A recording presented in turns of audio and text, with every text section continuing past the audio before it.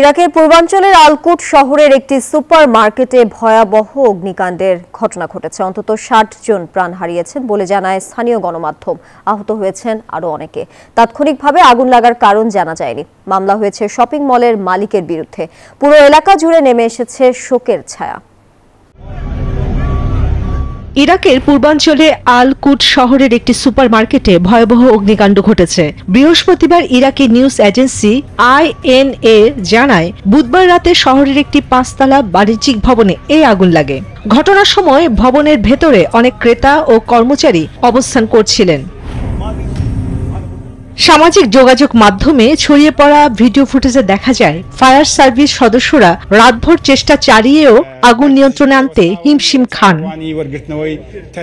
হতাহতের নির্দিষ্ট সংখ্যা জানাতে পারেননি ওয়াসিদ প্রদেশের গভর্নর মোহাম্মদ আল মিয়াহি। তবে শপিং মল এবং ভবনের মালিকের বিরুদ্ধে আইনি ব্যবস্থা নেওয়া হয়েছে বলে জানান তিনি। অগ্নিকাণ্ডের কারণ তাৎক্ষণিকভাবে জানা না গেলেও তদন্ত শুরু হয়েছে। তদন্তের প্রাথমিক ফলাফল আগামী ৪৮ ঘন্টার মধ্যে প্রকাশ করা হবে বলে জানান ওয়াসিদ প্রদেশের গভর্নর। দুর্ঘটনার পর পুরো এলাকা জুড়ে নেমে এসেছে শোকের ছায়া। অবশ্য স্থানীয় গণমাধ্যম বহু হতাহতের খবর দিয়েছে। স্থানীয় হাসপাতালে ভর্তি করা হয়েছে আহতদের। তাদের অনেকেরই অবস্থায় আশঙ্কাজনক। চন্দ্রানী চন্দ্রা, নিউজ 24। বান্ডেল থাকলে প্রতি সেনমানিতে টাকা বাঁচবে। বিকাশ সেনমানি বান্ডেল কিনে জিতুন প্রতি লেনদেনে।